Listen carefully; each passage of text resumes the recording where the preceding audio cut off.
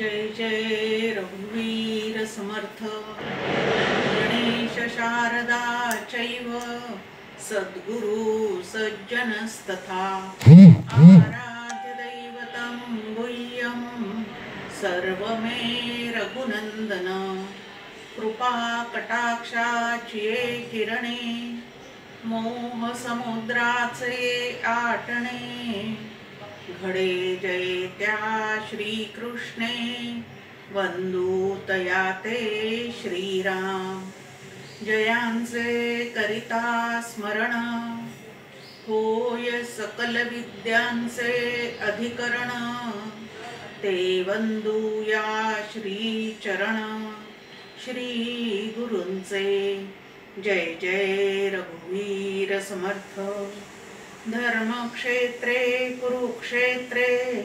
समवेतायुयुत्सवः मामकाः पाण्डवाश्चैव किमकुर्वत संजय यत्र योगेश्वर कृष्णो यत्र पार्थो धनुर्धरः तत्र श्रीर्विजयो भूतिर्ध्रुवा नीतिर्मतिर्मम पांडुरंग हरी वासुदेव हरी भगवान गोपाल कृष्ण महाराज की जय जय जय रघुवीर समर्थ।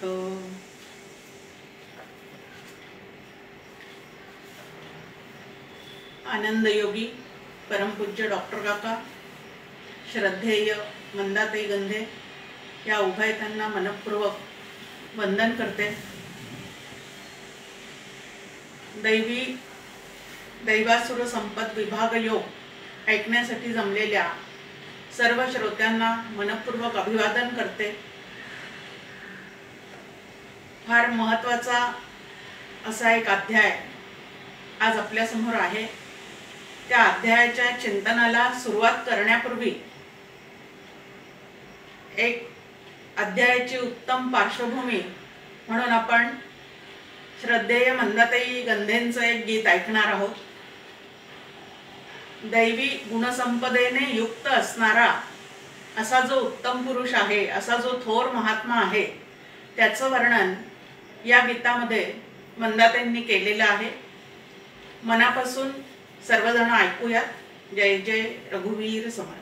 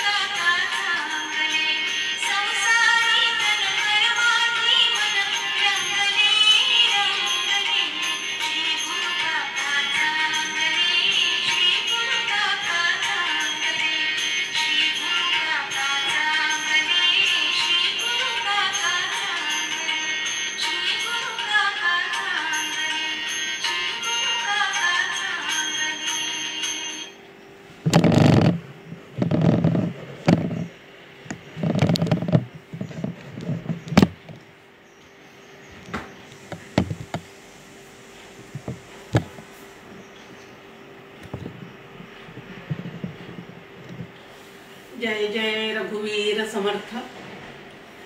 दैवी संपत्तीचा स्वामी असं श्रद्धेय मंदाताईंनी परमपूज्य डॉक्टर काकांचं वर्णन या गीतामध्ये केलेलं आहे. आणि ध्रुवपदातच श्री गुरु काका चांगले. आणि एकदा बोलताना मंदाताई मला म्हणाल्या की अगं चांगले या शब्दामध्ये काय सामावू शकत नाही. जे जे उत्तम आहे, सुंदर आहे, उत्कट आहे, भव्य आहे, दिव्य आहे, ते सगळं काही चांगले या शब्दामध्ये सामावलेलं असतं. तर असे श्री गुरु दैवी संपत्तीने युक्त असे आपल्याला सर्वांना लाभलेले आहेत. आणि समर्थ रामदास स्वामी आपल्याला म्हणतात की दास म्हणे रघुनाथाचा गुण घ्यावा, की नाम तर त्याचं घ्यावंच, प्रभू रामचंद्राचं नाम तर घ्यावंच, पण नामासोबत त्याचा एक एक गुण घ्यावा. तसं आपल्या सद्गुरूंच्या ठिकाणचा एक एक गुण जर आपण आत्मसात करत गेलो तर नक्कीच दैवी गुणसंपदेने युक्त असे शिष्य तुम्ही आम्ही तयार होऊ. आता ती दैवी गुणसंपदा या 16व्या अध्यायाच्या निमित्ताने पाहण्याचा आपण सगळे प्रयत्न करणार आहोत. आपल्या समोर 26 गुण जे आहेत ते दैवी संपत्तीचे म्हणून इथं दिलेले आहेत. सांगताना सुद्धा दमछाक होते, तर अंगीकारताना किती दमछाक होणार आपली हे आपल्या सगळ्यांच्या लक्षात येईलच. 80 पदाचा अनुभव ज्याला घ्यायचा आहे त्याच्यासाठी 16वा आणि 17वा अशा 2 अध्यायामध्ये आपण साधकांनी स्वतःची जडणघडण कशी करून घ्यावी त्याचं मार्गदर्शन या ठिकाणी भगवंतांनी आपल्या समोर करून ठेवलेलं आहे. नेहमी आपण एक उदाहरण पाहतो की उत्तम पदार्थ जर आपल्याला एखादा बनवायचा असेल तर जसं उत्तम जिन्नसांची गरज असते, उत्तम पदार्थ बनवायचा आहे तर त्याच्यासाठी लागणारं जे काही जिन्नस आहेत ते सुद्धा उत्तम असले पाहिजेत. तसं उत्तम पुरुषाशी गेल्या वेळेला आपण 3 पुरुष पाहिले. एक जीव चैतन्य म्हणजे अक्षर पुरुष, त्यानंतर अक्षर चैतन्य म्हणजे ईश्वर, आणि त्यानंतर ईश चैतन्य म्हणजे अक्षर पुरुष, आणि ब्रह्म चैतन्य म्हणजे उत्तम पुरुष. आणि जीव चैतन्याने ईश्वर चैतन्याची उपासना करता करता उत्तम पुरुषाशी पूर्णपणे आपण एकच आहोत अशा अनुभवापर्यंत पोहोचलं पाहिजे. या पद्धतीने 15व्या अध्यायामध्ये आपल्या समोर भगवंतांनी उत्तम पुरुषाची ओळख करून दिलेली आहे. आता त्या उत्तम पुरुषापर्यंत मला पोहोचायचं आहे किंवा त्याच्याशी जर मला एकरूप व्हायचं असेल तर तो जसा आहे तसं मी होणं हे काय आहे तर या ठिकाणी अपेक्षित आहे. आता तो उत्तम पुरुष वास्तविक पाहता निर्गुण आहे, निराकार आहे, त्याच्या ठिकाणी एकही गुण लागत नाही. तर मग या दैवी गुण संपदेची आम्हाला काय गरज आहे असा एक प्रश्न तुमच्या आमच्या मनात येऊ शकतो. पण सत्वगुणी होऊन हे उत्तम गुण अंगीकारल्याशिवाय आपल्याला आपल्या लौकिक जीवनामध्ये सुद्धा आनंद उपभोगता येणार नाही आणि परमपुरुषाशी ऐक्य सुद्धा आपण पाहू शकणार नाही. कारण उत्तम पुरुषापर्यंत पोहोचायचं असेल तर उत्तम गुणी व्यवहारात तुम्हाला आम्हाला व्हावंच लागेल. तर मग आता ते होण्यासाठी किती प्रकारचे गुण आहेत आपल्या समोर मांडणी आहे. तुकाराम महाराजांचा अभंग, अवगुणांचे हाती आहे अवघीची फजिती, की व्यवहारकाली सुद्धा जर अवगुणांनी युक्त असं जर आपला स्वभाव असेल, असं जर आपलं जीवन व्यतीत होत असेल तर आपली सगळ्या ठिकाणी नक्कीच फजिती आहे. आणि म्हणून उत्तम गुण जे आहेत ते तुम्ही अंगीकारले पाहिजेत. आता हे उत्तम गुण म्हणजे नेमकं काय काय आहे. समर्थांच्या उपासनेमध्ये चौपदी नावाचं एक काव्य त्या ठिकाणी दिलेलं आहे आणि त्यामध्ये हे सगळे उत्तम गुण समर्थांनी त्या ठिकाणी आपल्या समोर मांडलेले आहेत. आणि कोणाकडे मागणं केलेलं आहे या उत्तम गुणाचं तर जो सद्गुणांचा धाम आहे असा जो राम आहे त्याच्याकडे ते त्यांनी मागितलेलं आहे. म्हणजे भगवंताकडे मागायचं सुद्धा काय याचा सुद्धा विवेक जो आहे तो संत संगतीत राहिलो तरच तुमच्या आमच्या ठिकाणी होऊ शकतो. समर्थही आपल्या समोर मांडणी करतात की अवगुण सोडिता जाती, उत्तम गुण अभ्यासिता येती, कुविद्या सांडून शिकती शहाणे विद्या. की मनुष्य देहात आल्यानंतर क्रियमान स्वातंत्र्य नावाचं एक स्वातंत्र्य भगवंताने तुम्हाला आम्हाला दिलेलं आहे की चांगल्या वाईटाचा विचार करून जे वाईट आहे त्याचा त्याग करणे आणि जे चांगलं आहे ते ग्रहण करणे, अशी जी बुद्धिमत्ता आहे ती मनुष्य प्राण्याला इतर प्राण्यांपेक्षा भगवंतानी जास्ती देऊन ठेवलेली आहे. मग त्याचा उपयोग करून सर्व तऱ्हेने आपलं जीवन उत्तम व्हावं म्हणून तुम्ही आम्ही प्रयत्न करायलाच हवा. समर्थ पुढे म्हणतात, देहे नेटके शृंगारिले, परी चातुर्य विण नासले, गुणे विण साजिरे केले बाष्कळ जैसे. की देहाला खूप नटवलं सजवलं, त्याच्यावर भरपूर अलंकार घातले, परंतु आतमध्ये जर चातुर्य लक्षणं नसतील, उत्तम गुण नसतील, तर त्याचा फारसा जीवनामध्ये उपयोग होणार नाही. अंतरकळा शृंगारावी, नाना परी उमजवावी, संपदा मिळवून भोगावी सावकास. अंतरकळा शृंगारावी म्हणजे अंतःकरणाला उत्तम गुणांनी शृंगारित करावं आणि ती जी संपदा आहे दैवी गुण संपदा ती अंगीकारून तिचा आपण काय केला पाहिजे तर जीवनामध्ये विनियोग केला पाहिजे. तर आपल्याला काय प्राप्त होणार आहे तर संपदा मिळवून भोगावी सावकास. की सुंदर असं वैभव जे आहे उत्तम गुणाचं ते तुम्हाला आम्हाला नक्की या ठिकाणी भोगता येणार आहे. आणि म्हणून कुविद्या सांडून टाकावी, अविद्या सांडावी आणि ब्रह्मविद्या, दैवी गुणसंपदा, सत्वगुणाची वृद्धी या गोष्टी करत करत आपल्या अंतःकरणाचा शृंगार करावा की जेणेकरून तुम्हाला आम्हाला फक्त व्यक्तिगतरित्याच त्याचा लाभ होईल असं नाही, तर असे उत्तम गुणी ज्या कुटुंबात असतात त्या कुटुंबाचाही नावलौकिक वाढतो. असे उत्तम गुणी लोक जिथं समाजामध्ये असतात त्या समाजाचं सुद्धा ते भूषण होऊन राहतात. आणि म्हणून दैवी गुणसंपदा जी आहे ती प्रयत्नपूर्वक तुम्ही आम्ही कमवायची आहे. बाकीची वैभव जे आहेत म्हणजे लक्ष्मीचं वैभव, संपत्तीचं वैभव ते मिळवण्यासाठी किती खटपट करतो आपण, त्याच्या कोटी गुणे ही संपत्ती मिळवण्याचा प्रयत्न जो आहे तो तुमच्या आमच्या ठिकाणी झाला पाहिजे. या दैवी संपत्तीलाच सद्गुणी म्हटले असून आसुरी संपत्तीला या ठिकाणी अवगुणी असं म्हटलेलं आहे. आणि जितके अवगुण जास्त तितकं तुमची आमची या समाजामध्ये, कुटुंबामध्ये आणि नावलौकिकामध्ये फजितीच फजिती त्या ठिकाणी होणार आहे.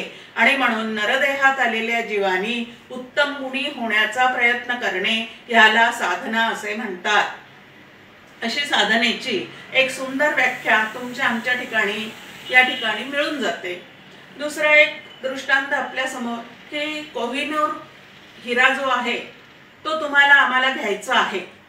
आता त्या हिऱ्याची किंमत काय आहे, तो हिरा जर मला पाहिजे असेल तर त्याची जेवढी किंमत तुम्हाला आम्हाला तो सावकार किंवा तो जो काही दुकानदार आहे, व्यापारी आहे तो सांगेल तेवढे पैसे तुमच्या आमच्या खिशात असले पाहिजे.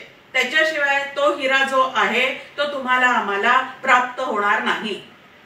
चोरी करून जर तो तुम्ही आम्ही प्राप्त केला तर त्याचे परिणाम जे काही आहेत ते नंतर तुम्हाला आम्हाला भोगावे लागतील आणि त्याच्यातून आनंदाऐवजी दुःखाचीच तुम्हाला आम्हाला काय होईल तर प्राप्ती होईल. म्हणून उत्तम पद्धतीने जर तो हिरा आमच्याजवळ आम्हाला आणायचा असेल तर त्यासाठी त्याची जेवढी किंमत आहे तेवढी किंमत आधी तेवढे पैसे जे आहेत ते तुमच्या आमच्या खिशात असले पाहिजेत, तरच तो तुम्हाला आम्हाला खरेदी करता येईल. त्याप्रमाणे या उत्तम पुरुषाशी ऐक्य पावायचं असेल तर त्यासाठी सुद्धा उत्तम गुणांची जी संपत्ती आहे ती तुम्ही आम्ही अंगीकारली पाहिजे. अजून एक आपल्या समोर स्पष्ट असं भगवंतांनी म्हणजे अवधूतांनी ज्या वेळेला दत्तगुरूंचा अवधूत हा अवतार संपन्न झालेला आहे त्यावेळेला त्यांनी 24 गुरु केल्याचं वर्णन आहे. आता ते 24 गुरु त्यांनी केले म्हणजे नेमकं काय केलेलं आहे हो, 24 जणांकडनं त्यांनी अनुग्रह घेतला असं आहे का, अजिबात नाही. नाथ महाराजांनी खूप सुंदर असं त्यावर टीका केलेली आहे की माझ्या सद्गुरूंनी मला जो उपदेश केलेला आहे तो माझ्या ठिकाणी फळाला यावा, म्हणून जिथं जिथं काही उत्तम गुण दिसेल तो मी अंगीकारण्याचा प्रयत्न केलेला आहे, की जेणेकरून जीव ब्रह्म ऐक्य सिद्धीला जाण्यासाठी त्या सर्वांचा मला काय होईल तर उपयोग होईल. मग आता उत्तम गुण म्हणजे सद्गुरूंचं लक्षण. मग आपल्या सहवासात येणाऱ्या कितीतरी व्यक्तींजवळ म्हणजे प्रत्येक व्यक्तीच्या ठिकाणी एक एक उत्तम गुण भगवंताने दिलेलाच असतो. मग आता त्यांचे दोष न पाहता तो गुण घेण्याचा जर आम्ही प्रयत्न केला तर त्यांच्याशी संबंधही चांगले राहतील आणि आमच्या ठिकाणची गुणसंपदा सुद्धा चढती वाढती राहील. मग आता उत्तम गुणी होण्याचा प्रयत्न करणे याला साधना असे म्हणतात. आता ही साधना जरूर करायची आहे, पण मी उत्तम गुणी झाले असा अभिमान मात्र अजिबात बाळगायचा नाही, तरच असी पदाशी आपलं ऐक्य जे आहे ते आपल्याला साधता येईल.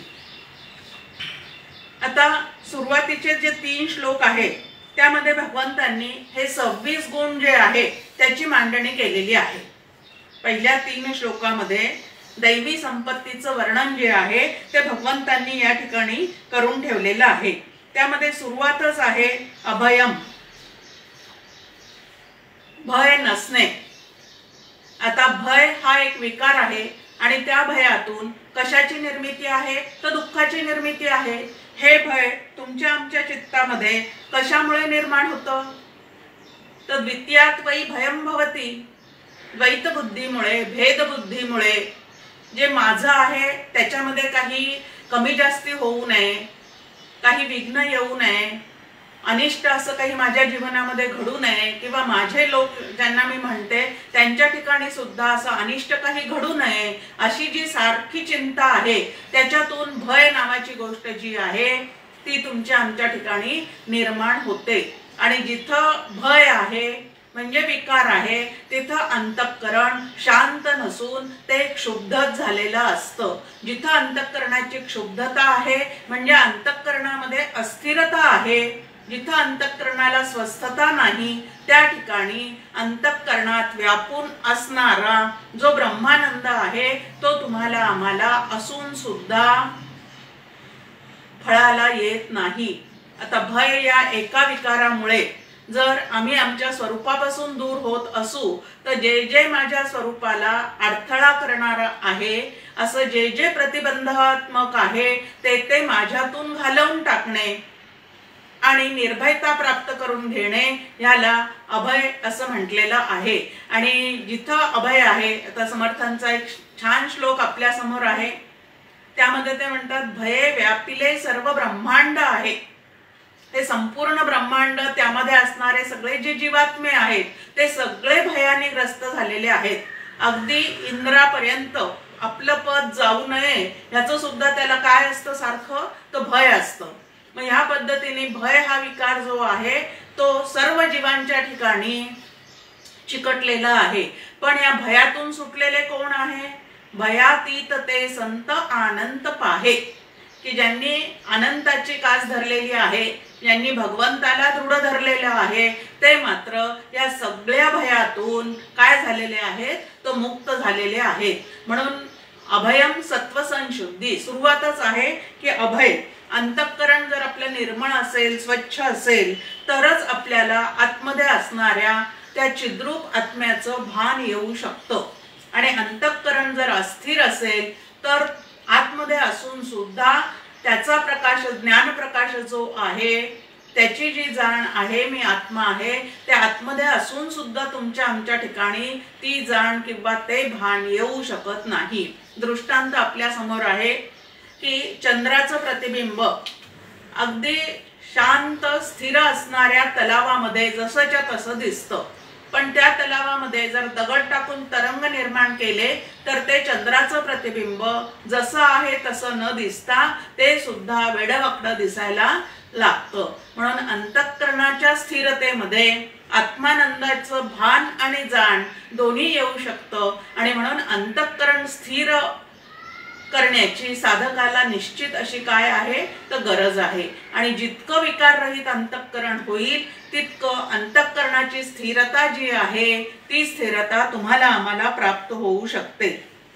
आणि ही अंतःकरणाची स्थिरता प्राप्त व्हावी म्हणून आपल्या समोर भगवद्गीतेचा 2रा अध्याय, त्यानंतर गीतेमध्ये सांगितलेला 3रा अध्यायामध्ये जो निष्काम कर्मयोग सांगितलेला आहे, ते जर विधी ते पाळित ह्या पद्धतीने जर जीवनाची आपण घडी बसवलेली असेल तर अंतःकरण गढूळ होत नाही, अंतःकरण क्षुब्ध होत नाही. आणि क्षुब्ध आणि गढूळ असणाऱ्या अंतःकरणामध्ये आत्मानंदाचं भान नसतं. मग ते भान माझ्या ठिकाणी निर्माण व्हावं असं जर मला वाटत असेल तर अंतःकरण शुद्ध, शांत, स्थिर करण्याची जी गरज आहे ती तुमच्या आमच्या ठिकाणी तुम्हाला आम्हाला त्याचं महत्व नक्की पटलं पाहिजे. मग अंतःकरण कशाने स्थिर होतं तर भगवंताच्या अनुसंधानाने, नामानी हे अंतःकरण जे आहे ते स्थिर होण्याची काय असते तर शक्यता असते. दुसरं सत्व संशुद्धी. आता अंतःकरणाची शुद्धता आणि स्वच्छता ही परमार्थामध्ये अत्यंत काय आहे तर अत्यंत त्याची गरज आहे, निकड आहे आणि खूप त्याला महत्व आहे. अंतःकरण अशुद्ध असेल तर काय आहे तर सतत दुःखाचा अनुभव आहे, आणि अंतःकरण शुद्ध झालं तर आनंदाचाही अनुभव आहे आणि आत्मानंदाची भान आणि जाण ही सुद्धा त्या ठिकाणी तुमच्या आमच्या ठिकाणी येऊ शकते. आता अंतःकरणाची शुद्धी म्हणजे नेमकी कशी आहे तर अंतःकरणाच्या सम्यक शुद्धीला सत्व संशुद्धी असं म्हणतात. आता सत्व संशुद्धी या शब्दाचा छान अर्थ या ठिकाणी दिलेला आहे की अंतःकरणाच्या सम्यक शुद्धीला सत्व संशुद्धी म्हणतात. आता संसाराशी आसक्ती रहित जर आम्ही होत गेलो तर अंतःकरण जे आहे ते सम्यक स्थितीला प्राप्त होतं. भगवंताचं अनुसंधान जितकं जास्त अंतःकरणामध्ये राहील तितकं अंतःकरण जे आहे ते सम्यक स्थितीला, तर सम्यक स्थिती म्हणजे एक सारखी स्थिती, स्थिर अंतःकरण, याला सम्यक स्थिती असं म्हटलेलं आहे. आणि जितकी आसक्ती संसारामध्ये जास्त तितकं विकार जे आहेत ते अंतःकरणामध्ये जास्त, आणि जितके विकार जास्त तितकं अंतःकरणामध्ये विक्षेप, चंचलता, प्रतिबंध हे जास्तीत जास्त निर्माण होतात. आणि मग भगवंताशी जर सतत अनुसंधानात राहणारा साधक असेल तर त्याचं अंतःकरण हळूहळू शांत, स्थिर, स्तब्ध होत राहतं. आणि म्हणून तुकाराम महाराजांनी प्रार्थना काय केलेली आहे भगवंताला, समचरण दृष्टी विटेवरी साजिरे, तेथे माझी हरी वृत्ती राहो. की तुझ्या चरणाच्या ठिकाणी म्हणजे सगुण किंवा निर्गुण या भगवंताच्या उभयरूप एका तत्वाशी तरी माझं अंतःकरण सारखं काय राहू दे तर माझ्या अंतःकरणाच्या वृत्ती सारख्या तिकडच प्रवाहित होत राहू दे, इतर दुसऱ्या कुठल्याही गोष्टीकडे नको. आणिक न लगे माईक पदार्थ, तेथे माझे अर्थ नको देवा.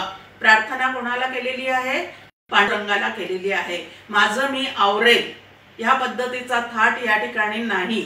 तर अचपळ मन माझे नावरे आवरीता, तुझं विणशिण होतो धावरे धावा आता, अशी त्या भगवंताकडे संतांनी काय केलेली आहे तर प्रार्थना केलेली आहे. म्हणून आपण सुद्धा या प्रार्थनेचा आधार घेऊन आपलं अंतःकरण जे आहे, जे या संसाराकडे धावतं आहे, संसारातल्या विषयभोगांकडे धावतं आहे, तिथून त्याला आवरण्याचा ज्या वेळेला प्रसंग येतो त्यावेळेला माझं मला ते आवरता येणं शक्य नाही हे लक्षात घेऊन भगवंताची प्रार्थना करावी. आणि जितकं भगवंताचं अनुसंधान जास्तीत जास्त आम्हाला टिकवता येईल तितकं आमचं अंतःकरण या आसक्तीपासून दूर होईल. भक्ती जसजशी वाढत जाईल तसतशी आसक्ती कमी होत जाईल. एवढं जरी आम्ही लक्षात ठेवलं तर आम्हाला बरंच काही साधण्यासारखं आहे.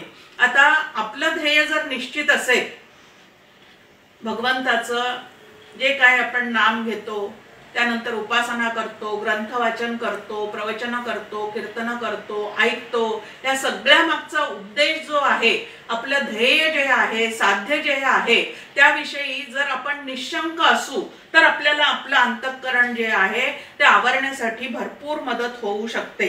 आता जेव्हा आपला विचार, उद्देश, लक्ष केवळ परमात्मा प्राप्ती आहे असं ज्या वेळेला असतं त्यावेळेला ते अंतःकरण हळूहळू शुद्ध होत जातं.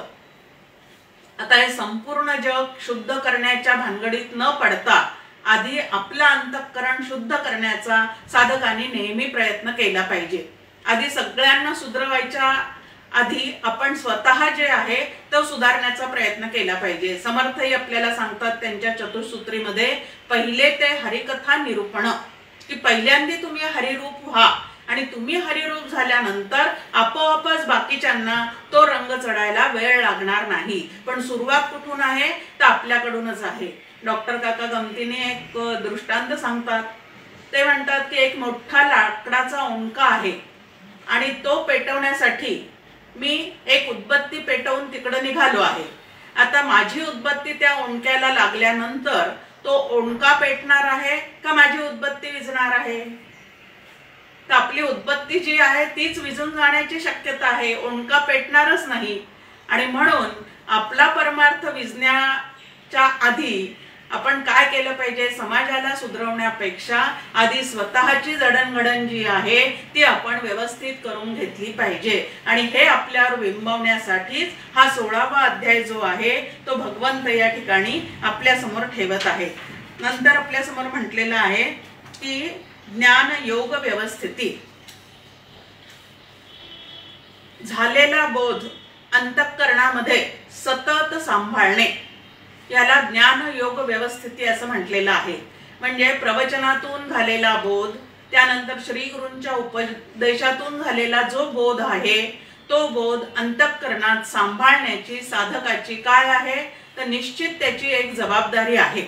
जसं एखादं रोप लावल्यानंतर ते रोप व्यवस्थित वाढावं आणि त्याचं वृक्षात रूपांतर व्हावं असं वाटत असेल तर त्या वृक्षाला काय करावं लागतं, कुंपण घालावं लागतं, पाणी घालावं लागतं, खत घालावं लागतं, इतर प्राण्यांपासून त्याला जपावं लागतं। हे जसं आहे तसं श्री गुरूंकडून झालेला उपदेश, त्याच्यातून माझ्या अंतःकरणाला झालेला बोध आणि सतत प्रवचन कीर्तन ऐकून जे काही मला उत्तम विचार मिळालेले आहेत ते उत्तम विचार अंतःकरणामध्ये सतत सांभाळून ठेवण्याचा जो प्रयत्न आहे त्याला ज्ञान योग व्यवस्थिती असं म्हटलेलं आहे। योग जुळून आलेला आहे तुम्हाला ज्ञान होण्याचा, पण ते जर व्यवस्थित सांभाळलं नाही आणि निरूपणी हे सद्वृत्ती होते, स्थलत्याग होता सवेच जाते, या पद्धतीने जर ते सतत चाललेलं असेल तर या दैवी गुण संपदेचा पूर्ण अधिकार मला प्राप्त होणार नाही। आणि त्याचा परिणाम म्हणून भगवंताशी जे ऐक्य, भक्तीच्या भाषेत बोलायचं झालं तर भगवंताशी ऐक्य, आणि शास्त्राच्या भाषेत बोलायचं झालं तर जीव ब्रह्म ऐक्य जे आहे ते सिद्धीला जाणार नाही। आणि म्हणून झालेलं ज्ञान, झालेला बोध, मिळालेला उपदेश, मिळालेली साधना हे सगळं व्यवस्थित सांभाळून मी नित्याच्या जीवनामध्ये त्याचा विनियोग करायला शिकलं पाहिजे। डॉक्टर काका आपल्या समोर एक इंग्रजी वाक्य ठेवतात, know the system, use the system. आता नो द सिस्टीम नंतर यूज द सिस्टीम हे जे काही आहे ते जर मला माझ्या जीवनात अनुभवायचं असेल तर जे जे सिस्टीम मी माहिती करून घेतलेल्या आहेत त्या सिस्टीम सांभाळून वेळ प्रसंगी त्या तशा वापरणे याला साधना असे म्हणतात। आणि ही जी साधना आहे ती मला सातत्याने करण्याची काय आहे तर गरज आहे। त्यानंतर दानम दमश्च यज्ञश्च, आता दान सांगितलेलं आहे। आता दानामध्ये काय आहे, स्वतः सोबत दुसऱ्यांचा सुद्धा विचार या ठिकाणी सांगितलेला आहे। जे काही मला प्रारब्धाने प्राप्त झालेलं आहे, जे काही मी प्रयत्नाने मिळवलेलं आहे ते माझ्या एकट्याचं नसून त्यामध्ये इतर जणांचा सुद्धा सहभाग आहे, हे मिळवत्या पुरुषांनी, मिळवत्या स्त्रियांनी कायमचं लक्षात ठेवलं पाहिजे।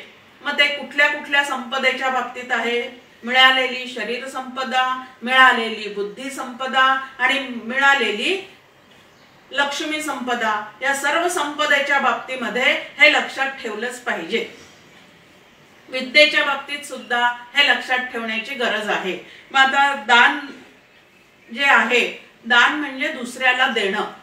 आता हे दान म्हणजे मला मिळालेली संपत्ती इतरांना श्रद्धापूर्वक द्यावी असं आपल्या समोर उपनिषदांची मांडणी आहे। श्रद्धया देयम, अश्रद्धया अदेयम, रिया देयम, भिया देयम, की दान देताना आपल्याला थोडंसं मनामध्ये असं भय वाटलं पाहिजे की अरे मी पुरेसं देतोय का, भगवंताने मला जे भरपूर दिलेलं आहे त्यातला पुरेसा वाटा मी त्या समोरच्या व्यक्तीला देतो आहे का असं भय वाटावं. पण आमच्या ठिकाणी उलटच असतं. थोडंसं देतो, जुने वस्त्र देतो, उरलेलं अन्न देतो, पण आम्ही त्यांना देतो, आम्ही त्यांना खाऊ घालतो, आम्ही त्यांना पिऊ घालतो, असा अभिमानच त्या ठिकाणी तुमच्या आमच्या चित्ताला चढून राहतो.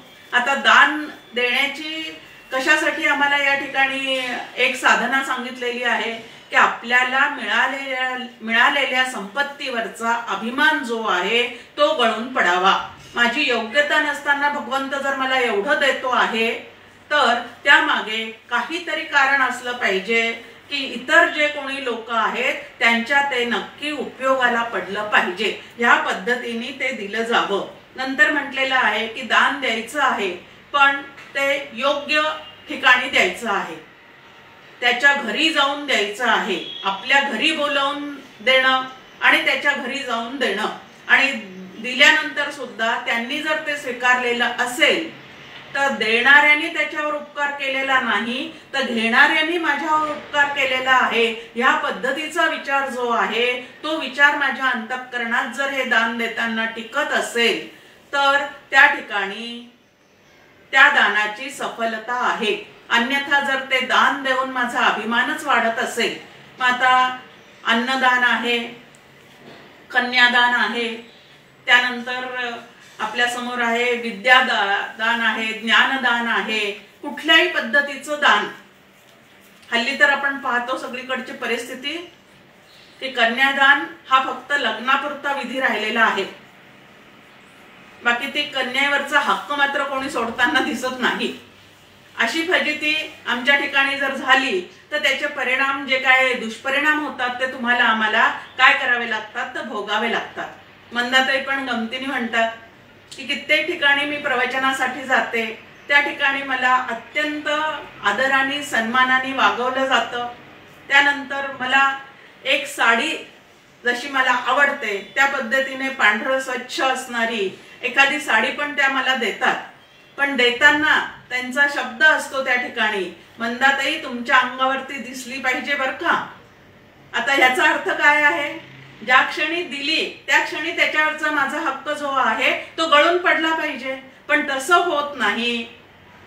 तर ती त्यांच्या अंगावर जर दिसली नाही तर बहुतेक त्यांनी दुसरं कोणाला तरी देऊन टाकली वाटतं.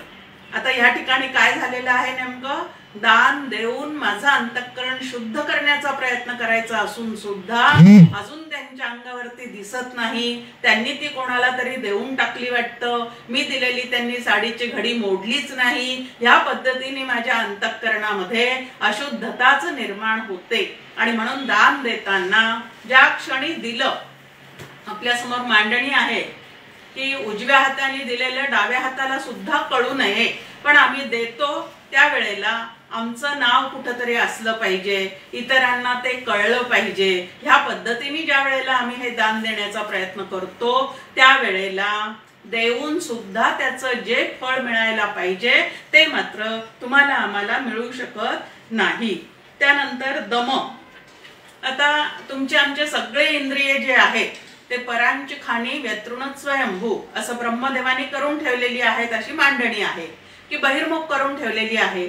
आता जे विषय तुम्हाला आम्हाला भोगायचे आहेत त्याच्या वासना मनामध्ये आहेत, पण त्या विषयपूर्तीसाठी लागणाऱ्या गोष्टी ज्या आहेत, वासनापूर्तीसाठी लागणाऱ्या ज्या गोष्टी आहेत त्या मात्र सगळ्या जगतामध्ये आहेत. आणि म्हणून आमची सगळी इंद्रिये जी आहेत ती भगवंतानी बहिर्मुख करून ठेवलेली आहे. पण ज्याला परमार्थ सिद्धीला न्यायचं आहे, ज्याला त्या उत्तम पुरुषाशी ऐक्य साधायचं आहे, त्याला अंतःकरण वृत्ती आणि ही सगळी इंद्रिये सतत बहिर्मुख करून जर त्यांनी ठेवलेली असतील तर त्याला आतमध्येच व्यापून असणाऱ्या उत्तम पुरुषाचा शोध कधीही लागणार नाही. आणि म्हणून दम नावाची गोष्ट सांगितलेली आहे. शम आणि दम ज्ञानमार्गामध्ये आपल्या समोर ठेवलेलं आहे. डॉक्टर काकांची एक छान ओवी आहे, शमदमाची काठी वैराग्याची जडीबुटी गुरुवाक्य काखोटी सांभाळीत जावे. की ज्याला या उत्तम पुरुषाशी ऐक्य पावायचं आहे त्यांनी नेमकी काय साधना केली पाहिजे, एका ओवीतच केवढा मोठा आशय आमच्या समोर या ठिकाणी डॉक्टर काकांनी प्रगट करून ठेवलेला आहे की शमदमाची काठी. परमार्थाला प्रतिकूल असणाऱ्या विषयांपासून मनाला आवरणे याला शम असं म्हणतात आणि परमार्थाला प्रतिकूल असणाऱ्या विषयांपासून इंद्रियांना आवरणे याला दम असं म्हटलेलं आहे। कबीरांनी या बाबतीत एक निर्णय देऊन ठेवलेला आहे, मन जाता है तो जाने दे, मत जाने दे शरीर। आता मन कसं आहे, अत्यंत गतिमान आहे, चंचल आहे। कितीही त्याला समजावण्याचा प्रयत्न केला तरी सुद्धा ते नको त्या ठिकाणी जातच राहतं। वासनेच्या संदर्भामध्ये एक छान अभंग मंदाताई नेहमी सांगतात, वासना ओढाळ गाय, पाहू नये ते पहाय, जाऊ नये तिकडे जाय, म्हणून तिचे मोडावे पाय। की पाहू नये ते पाहते, जाऊ नये तिकडे जाते। पण आता मन जात असलं तरी मी जर माझ्या इंद्रियांना सुरुवातीला तिकडे जाऊ नाही दिलं तर हळूहळू त्या मनाच्याही लक्षात येतं की हा आपल्याला तिकडे घेऊन जात नाही, तेव्हा ते सुद्धा हळूहळू तिथून परतून परत माघारी येऊ शकतं। आणि म्हणून मन जाता है तो जाने दे, मत जाने दे शरीर, असं या ठिकाणी आपल्या समोर म्हटलेलं आहे।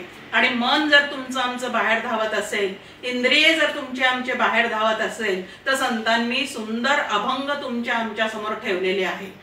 समर्थ आपल्याला म्हणतात, मनाच्या तोडून ओढी, श्रवणी बैसावे आवडी, काळ घडीने घडी सार्थकची करावा। या मनाला भरपूर विषयांच्या ओढी आहेत, पण मी जर साधक आहे, माझा जर उद्देश परमेश्वराशी ऐक्य पावण्याचा आहे, तर मी माझ्या मनाच्या या ओढी लक्षात घेऊन त्याला सातत्याने संत संगतीमध्ये श्रवणाला बसवण्याचा प्रयत्न केलाच पाहिजे।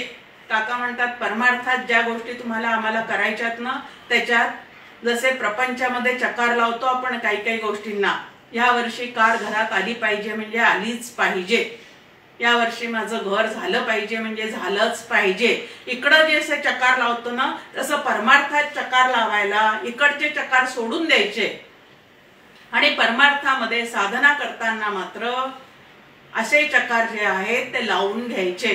त्याच्यामुळे लवकरात लवकर आपली साधना जी आहे ती प्रगती पथावर तुम्हाला आम्हाला नेता येऊ शकते। म्हणून स्वतःचे ध्येय जे आहे ते निश्चित झाल्यानंतर ते प्राप्त करण्यासाठी जे जे करावं लागतं त्याचा आळस कंटाळा न करता ते करण्याचा जो प्रयत्न आहे त्याला तप असं म्हटलेलं आहे। आणि म्हणून इथं दान, दम, त्यानंतर यज्ञ।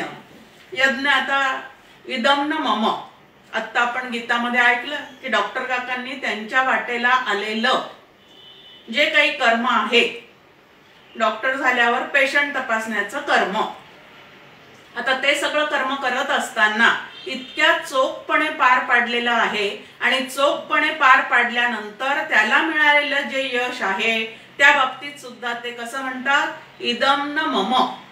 आता तुमच्या आमच्या वाटेला आलेले कर्तव्य कर्म जे आहेत ते भगवंतांनी आपल्यावर सोपवलेले आहेत असं लक्षात ठेवून विधी ते पाळीत, निषेधा ते गाळीत, या पद्धतीने ते सगळे कर्म करायचे आहे। यज्ञ शब्दाचा एक अर्थ आहे कर्तव्य कर्म चोखपणे पार पाडणे।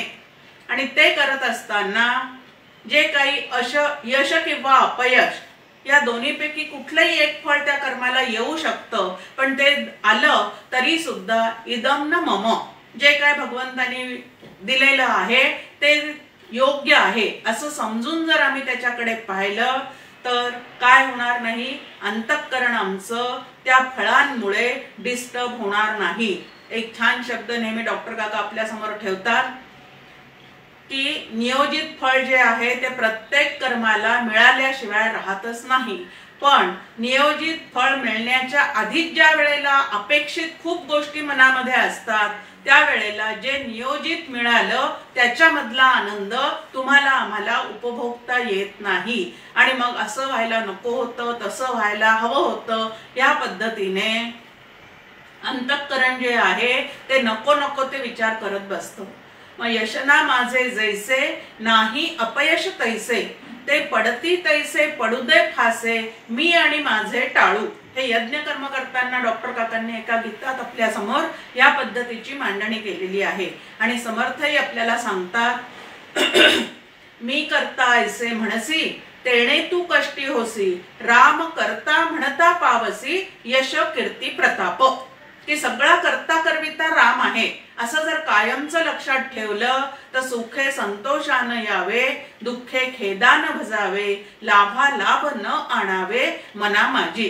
ती त्याची इच्छा. त्याने असं का झालं, त्याची इच्छा. त्याने तसं का केलं, त्याची इच्छा. या पद्धतीने ते लक्षात जर ठेवलं तर अंतःकरणाची शांती आणि शुद्धी या दोन्हीही गोष्टी ज्या आहेत त्या तुम्हाला आम्हाला सांभाळता येतात. त्यानंतर तप. आता तप म्हणजे एखादं ध्येय निश्चित केल्यानंतर ते प्राप्त होईपर्यंत आम्हाला शरीराच्या कायिक, वाचिक, मानसिक असे तिन्ही प्रकारचे जे तप करावे लागतात, म्हणजे कष्ट सोसावे लागतात, ते विना तक्रार अत्यंत आनंदाने उमेदीने ते कष्ट करण्याचा प्रयत्न करणे याला तप असं म्हटलेलं आहे. आणि असं तप करता करता कधीतरी जे हवं, आता इथं हवं म्हणायचंय का, तर जे निश्चित असं ध्येय आहे ते आमचं की ब्रह्मरूप होऊन राहायचं, ते झाल्याशिवाय राहणार नाही. त्यानंतर यज्ञ, स्वाध्याय, तप आधी घेतलं पण आता स्वाध्याय आपल्या समोर ठेवलेला आहे. आता स्वाध्याय म्हणजे स्वविषयीचा अभ्यास. स्व म्हणजे माझं मूळचं स्वरूप काय आहे आणि ते जाणून घेण्यासाठी म्हणून नित्य संत संगतीमध्ये श्रवण करत राहणे. ते श्रवण नुसतंच या कानाने ऐकलं आणि त्या कानाने गेलं ह्या पद्धतीचं न होता नो द सिस्टीम नंतर यूज द सिस्टीम. त्या श्रवणाचं मनन करून, निधिध्यासन करून जे ध्येय प्राप्त करायचं आहे ते नजरेआड होऊ न देणं याला स्वाध्याय असं म्हटलेलं आहे. आणि समर्थांनी या स्वाध्यायाची एक छान खूण आपल्या समोर ठेवलेली आहे. आता स्वाध्याय म्हटल्यानंतर काय काय आपल्या समोर येतं, शिबिर करणं, प्रवचन करणे, नोट्स काढणे, इतरांना समजावून सांगणे, इतरांच्या प्रश्नांना उत्तर देणे, हे जसं आहे त्याच पद्धतीने अभ्यासाचा मुकुटमणी वृत्ती राहावी निर्गुणी. नाहीतर डॉक्टर काकांनी आपल्या समोर शंकराचार्य जयंतीच्या दिवशी अनेक कोश मांडून ठेवलेले आहे. या स्वाध्यायाचाच एक कोश निर्माण होऊन बसेल. या ग्रंथाचा अभ्यास झाला हो झाला, त्या ग्रंथाचा झाला, पण त्या ग्रंथाने जिकडं निर्देश केलेला आहे ते ग्रंथ ज्यासाठी आम्ही वाचलेले आहे ते जे तत्व आहे ते जर आमच्या लक्षात नसेल तर अभ्यासाचा उपयोग काय आहे. जितका अभ्यास वाढेल तितकं वैराग्य, अंतःकरणाची शुद्धी, शांती, विवेक इत्यादी गोष्टी आतमध्ये जास्तीत जास्त तुमच्या आमच्या चढत्या वाढत्या दिसल्या पाहिजेत.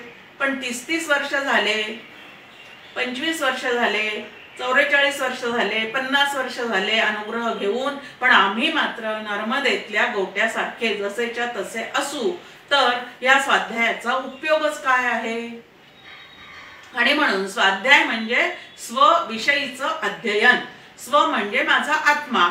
तो आत्मा कसा आहे, तोच मी आहे असं शास्त्र सांगतं. तर त्यासाठी मी काय काय केलं पाहिजे हे स्वतःशी स्वतः अभ्यास करून समजून घेणे याला स्वाध्याय असं म्हटलेलं आहे. आणि म्हणून समर्थ म्हणतात अभ्यासाचा मुकुटमणी वृत्ती राहावी निर्गुणी. की हे सगळं कशासाठी चाललेलं आहे तर निर्गुण ब्रह्म मी आहे हे माझ्या ठिकाणी बोध करून घेण्यासाठी. म्हणून हे सगळं चाललेलं आहे. अन्यथा माझे इतके प्रवचन झाले, इतके शिबिर झाले, इतक्या ठिकाणी मान सन्मान झाला, इतके पुरस्कार मिळाले, या कोशांमध्ये जर मी अडकून पडले तर मुख्य ध्येय जे आहे उत्तम पुरुषाशी ऐक्य, असी पदाचा अनुभव तो येणे शक्य नाही. आणि म्हणून या ठिकाणी आपल्या समोर आहे की स्वाध्याय तो त्यानंतरचं हे दिलेलं आहे आर्जवम. आर्जव म्हणजे मनाचा सरळपणा. आता हा सरळपणा तुमच्या आमच्या ठिकाणी नसतो. म्हणूनच ज्ञानेश्वर माऊलीला पसायदानामध्ये मांडणी करावी लागली, जे खळांची व्यंकटी सांडो. म्हणजे वाकडी बुद्धी असतेच कुठंतरी आतमध्ये, तिरकस बुद्धी असतेच कुठंतरी आतमध्ये, जी अविद्येने ग्रस्त झालेली आहे, मी माझेमध्ये अडकलेली आहे. त्या ठिकाणी काय काय असू शकतं? कपट, कारस्थान, तिरकसपणा इत्यादी गोष्टी चित्तातून घालवून टाकणे, याला मनाचा सरळपणा असं म्हटलेलं आहे. आणि हा सरळपणा जितका जास्त असेल तितकं उत्तम पुरुषाशी ऐक्य व्हायला तुम्हाला आम्हाला मदत होणार आहे. कारण भगवंत सुद्धा कसा आहे म्हणून आपल्या समोर वर्णन केलेलं आहे. हो, जयाचा भावार्थ जैसा तयास लाभ तैसा. तुम्ही शत्रू रूपाने त्याला पाहाल तर तो शत्रू म्हणूनच समोर येईल. तुम्ही चांगल्या उद्देशाने त्याच्याकडे पाहाल तर तो सुद्धा, तुम्ही त्याच्याशी ऐक्य पावण्याच्या ऐवजी ढोंगीपणा जर या क्षेत्रात काही करत असाल तर अनुभव सुद्धा आपले तसेच राहतील. कारण जयाचा भावार्थ जैसा तयास लाभ तैसा.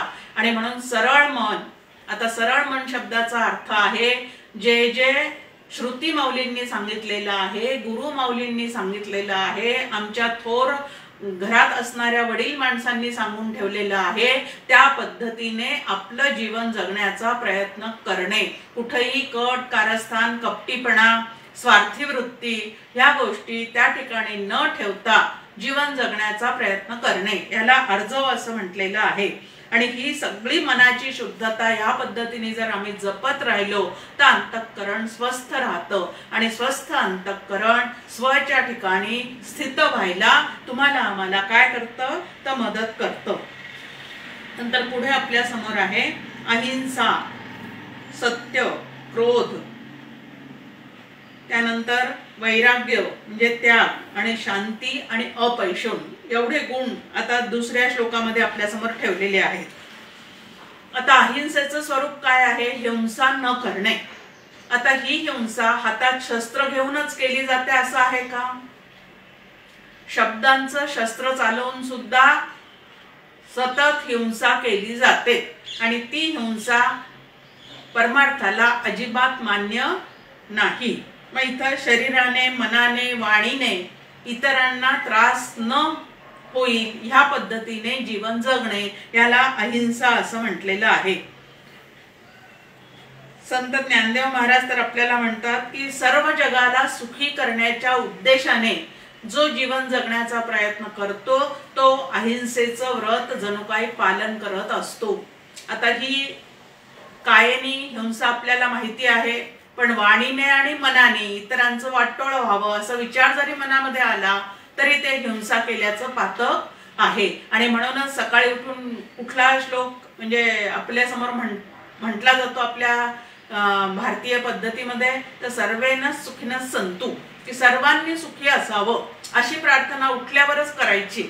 म्हणजे काय तर मन जे आहे ते तुमचं आमचं शुद्ध आणि स्वच्छ राहू शकतं. आता व्यवहारामध्ये तुम्हाला आम्हाला रागवावं लागतं हे अगदी बरोबर आहे, पण माझ्या स्वभावामुळे, रागीट स्वभावामुळे आलेला राग आणि खरोखरीच तसं काहीतरी कारण घडलेलं आहे म्हणून रागवणं. आता डॉक्टर काका नेहमी सांगतात की राग आणलेला असावा, आलेला नसावा. आलेला राग म्हणजे जर क्रोध हाच आमच्या चित्ताचा स्थायी भाव झालेला असेल तर तुमचं आमचं जीवन हे गढूळ व्हायला वेळ लागत नाही. संतापी माणसाच्या संगतीमध्ये कोणालाही सुख मिळत नाही आणि इतरांना सुख न देण्यामुळे तो स्वतः सुद्धा सुखी होऊ शकत नाही. आपल्याला सुख पाहिजे असेल तर इतरांना सुख देण्याचा नेहमी काय केला पाहिजे तर प्रयत्न केला पाहिजे. म्हणून क्रोध जो आहे तो तुमचा आमचा खूप मोठा शत्रू आहे. सत्य नावाची एक गोष्ट इथं आपल्या समोर ठेवलेली आहे. आता सत्य बोलावं असं सांगितलेलं आहे, पण इतरांना अप्रिय वाटणारं, इतरांना झोमणारं, इतरांना त्रास देणारं असं त्याच्या शब्दांनी न बोलता काहीतरी वेगळ्या पद्धतीने त्याला ते समजून सांगावं. सत्यम ब्रूयात प्रियम ब्रूयात असं आपल्या समोर मांडणी आहे की सत्य बोला पण प्रिय, इतरांचं हित ज्यामध्ये साधणारं आहे असं सत्य सांगा. नाहीतर आम्ही सत्यवादी आहोत असं म्हणून त्या ठिकाणी भांडणं लावून द्यायची नाहीयेत आपल्याला, तर जुळवण्याचा प्रयत्न करायचा आहे. संतांचं नेहमी काम एकच आहे की समाजाला सुसंघटित करण्याचाच ते काय करतात तर प्रयत्न करतात. विघटन करण्याचा प्रयत्न जिथं केला जातो तिथं त्या सत्याचं अप्रियत्व जे आहे ते आपल्याला लक्षात येऊन जातं. म्हणून सत्य तर बोलायचं आहे, पण इतरांना झोंबेल, इतरांना त्रास होईल. काही काही जणांना आपल्या स्पष्ट वक्तेपणाचा फारच अभिमान असतो. आम्हाला स्पष्ट बोलायला आवडतं, पण स्पष्ट बोलून जर माणसं एकमेकांपासून दूर जात असतील तर या स्पष्ट वक्तेपणाचा फायदा आहे का तोटा आहे? आता तेच वेगळ्या पद्धतीने सुद्धा आपल्याला काय करता येतं, मांडता येतं. मग वाणीला वळण लावणे हे फार महत्वाचं आहे. आणि म्हणून चौपदीमध्ये समर्थ रामदास स्वामी पहिल्यांदीच मागणी करतायत, कोमल वाचा दे रे राम, विमळ करणी दे रे राम. दैवी गुण संपत्तीनी युक्त असणारे जे आहे त्यांची करणी, त्यांच्याकडून घडणारे कर्म जे आहे ते विमल करणी आहे. कोमल वाचा की खूपच, म्हणजे फक्त परमार्थातच याची जरुरी आहे असं अजिबात नाही, तर प्रपंचामध्ये सुद्धा मृदू वचनामध्ये खूप मोठे यश आहे. म्हणून वचन कसं पाहिजे तर अत्यंत मृदू पाहिजे. पुढे मार्दव हा शब्द या ठिकाणी आलेला आहे दैवी गुण संपत्तीमध्ये, आणि त्यामध्ये आर्जव म्हणजे जसा मनाचा सरळपणा, तसं मार्दव म्हणजे वाणीची मृदुता, कोमलता, चांगल्या शब्दाने एखादी गोष्ट समजून सांगता येण्याची कला, ह्याही गोष्टी त्या ठिकाणी पाहिजेत. त्यानंतर कर्तृत्व भोक्तृत्वाचा त्याग पाहिजे असं दैवी गुणसंपत्तीमध्ये त्याग सांगितलेला आहे.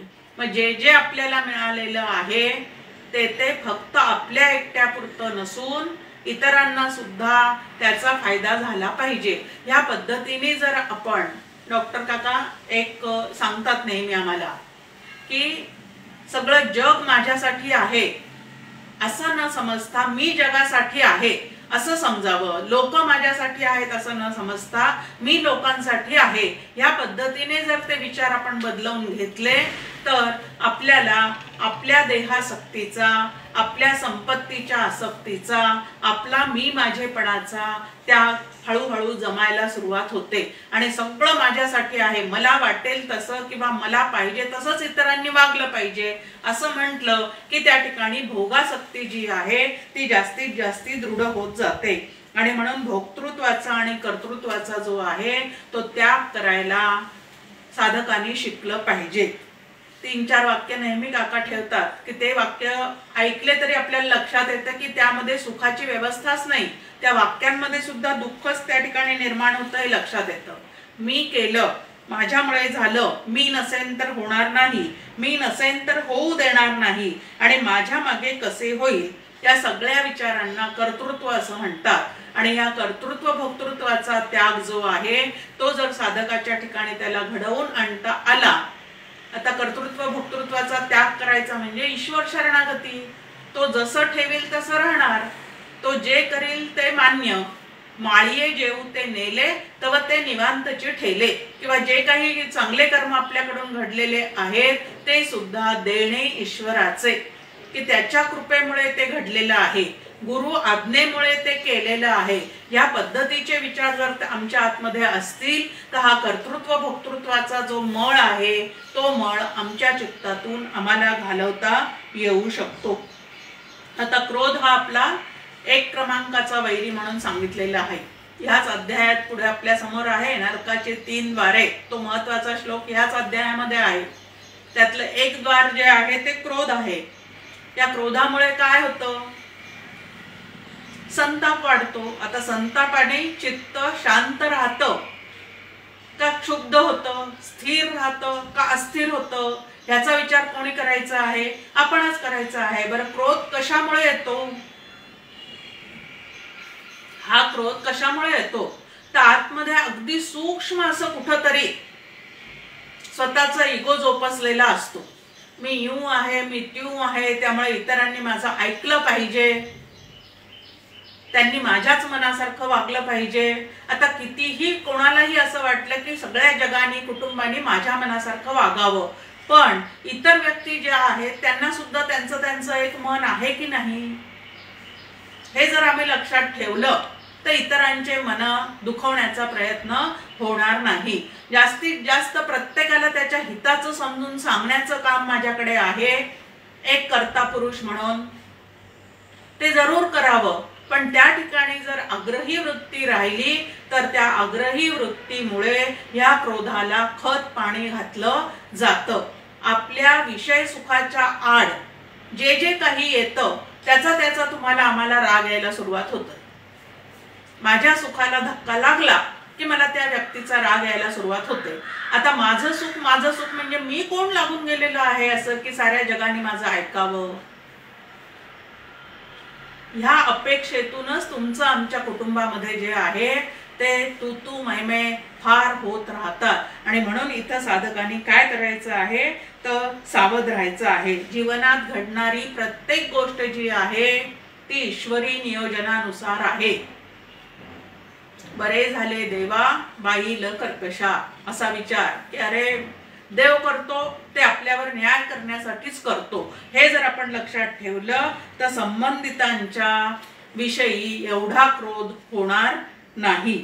आणि हे जर स्वीकारलं नाही तर क्रोध अनावर होतो. आणि क्रोध अनावर झाला की दारू जशी माणसाला चढते ना त्याप्रमाणे हा क्रोध सुद्धा अंगामध्ये, त्याला क्रोधाग्नीच असं म्हटलेलं आहे. आणि अग्नीमध्ये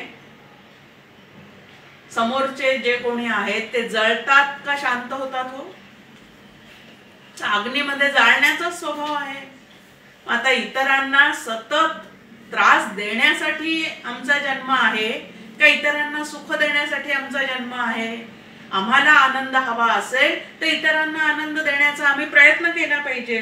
आणि ते जर केलं नाही तर क्रोधाचा परिणाम काय आहे? अशांत करणे. आणि इथं तर अक्रोध ही एक त्या ठिकाणी आपल्या समोर काय ठेवलेली आहे तर दैवी गुण संपदा म्हणून ठेवलेली आहे की क्रोध कशामुळे येतो. आता एखादा माणूस जर अचानक गेला तर समजा कोणाकडे तो हॉटेलमध्ये जेवून आलेला असेल किंवा एखाद्याकडे जेवायला गेलेला असेल आणि तिथून आला आणि आल्या आल्या जर तो गेला तर त्याला काहीतरी बाधा झालेली असली पाहिजे, खाण्यातून काहीतरी नको ते गेलेलं असलं पाहिजे असं वाटतं. आणि मग ते शवविच्छेदन करतात की कशामुळे हा नेमका गेला.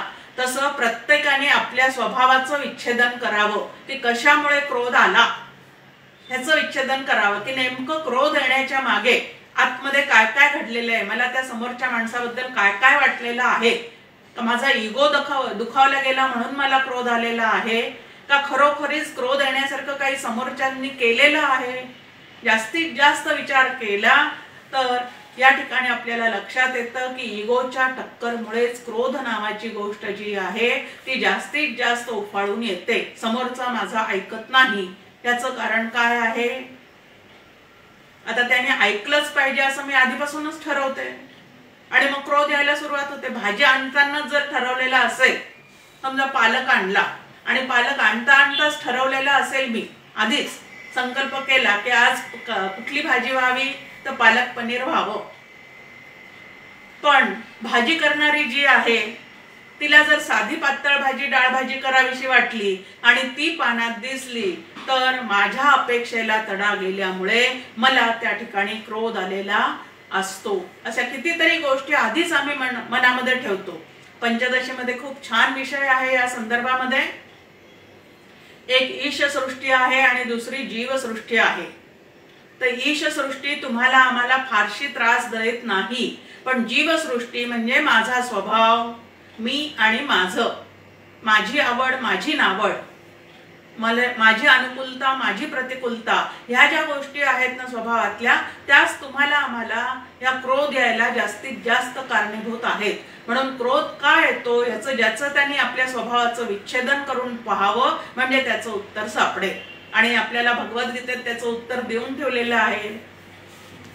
रजोगुण जास्ती असला की काम आणि क्रोध हे त्या ठिकाणी येतातच.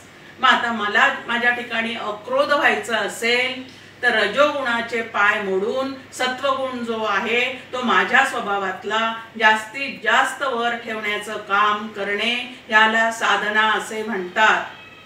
कारण रजोगुण समुद्भवा, काम आणि क्रोध, काम एष क्रोध एष रजोगुण समुद्भवा असं आपल्याला भगवद्गीता सांगते की रजोगुणाचा खांदा असल्यामुळे काम क्रोध जे आहेत ते सारखे सारखे उफाळून वर येतात. मग ज्याच्यामुळे ते उफाळून वर येतात त्याचाच जर आधार काढून घेतला तर ते असे त्रास देणार नाहीत. आणि मग सत्वगुणी वृत्ती जी आहे त्या ठिकाणी अंतःकरणाची शांती सांभाळली जाते. आणि म्हणून अंतःकरण शांत राहावं असं वाटत असेल तर रजोगुण मागे सारून सत्वगुण जो आहे तो तुमच्या आमच्या चित्तामध्ये जास्तीत जास्त वर ठेवण्याचा प्रयत्न केला पाहिजे. कारण शांती हे सुखाचे आणि आत्म्याचे दुसरे नाव आहे. आता आत्मा रामाची माझी ओळख होणार म्हणजे नेमकं काय हो? काका नेहमी सांगतात शांती, तृप्ती, आनंद, प्रेम हे निरपेक्षतेने आतमध्ये अनुभवाला यायला लागलं की आमची साधना बरोबर चाललेली आहे असं समजावं. आता सापेक्षतेने ह्या गोष्टी असतात त्यावेळेला ते प्रपंचात मोडतं. पण जिथं निरपेक्ष शांती, निरपेक्ष प्रेम असं आमच्या चित्तामध्ये, निरपेक्ष आनंद ज्या वेळेला आतमध्ये अनुभवाला येतो त्यावेळेला आम्ही व्यवस्थित साधनेच्या ट्रॅकवर आहोत असं समजायला हरकत नाही. कारण आत्म्यासंबंधी उपनिषद म्हणते निर्मलम निष्कलम शांतम. आता जास्तीत जास्त 3 चरण श्लोकाचे आपले झालेले आहे.